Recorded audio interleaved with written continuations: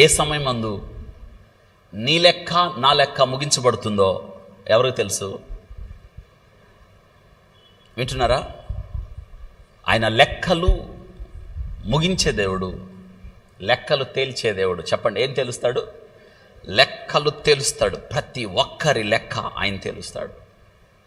మనం రోజువారీగా ఒక మాట వింటూ ఉంటాం. ఏంటంటే, మనుష్యుడు పలుకు ప్రతి వ్యర్థమైన మాటను బట్టి దేవుడు తీర్పులోనికి తీసుకొస్తాడు. మాటలనే తీర్పులోకి తీసుకొస్తాడే, ఇంకా మనమెంత తీర్పులోకి రావాలి మీరు ఆలోచించండి. మనం చాలాసార్లు అతిశయపడతామండి.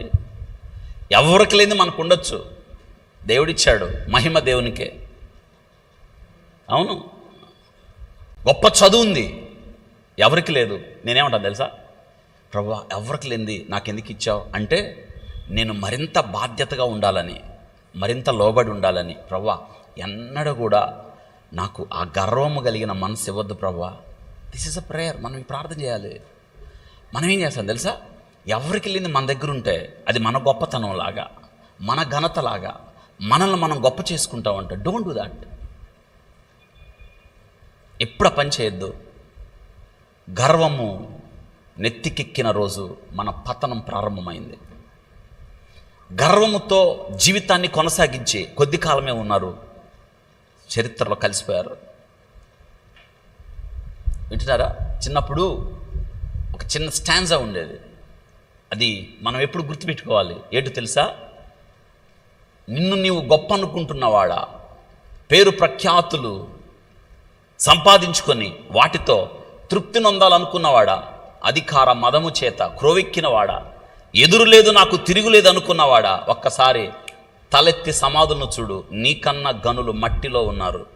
ఎట్టుంది డైలాగు? ఏంటంటే ఎవరు సంతోషపడలేదు? That's true. అవునండి. గను ఏమయ్యాను, శాస్త్రి ఏమయ్యాను, జ్ఞాని ఏమయ్యాను, ఈ లోకపు తర్కవాది ఏమయ్యాను? మట్టిలో ఉన్నారు వాళ్ళు. Nebuchadnezzar ఏమయ్యాను, Belshazzar ఏమయ్యాను? ఎక్కడున్నారు? మట్టిలో. ఈ ప్రపంచ చరిత్రలో చెరగని ముద్ర వేసుకున్నవారు, ఎదురు లేదు తిరుగులేదు అనుకున్నవారు మట్టిలో కలిసిపోయాను. ఆలోచించారా? ఒక దినం మట్టిలోకి వెళ్ళాల్సిన వాళ్ళమే కదా. దానికి ఎందుకు ఇంత ఆరాటం? దానికి ఎందుకు ఇంత పోరాటం? దానికి ఎందుకు ఇంత గొడవలు ఎందుకు? దానికి ఎందుకు ఇంత అధికారగా గర్వం?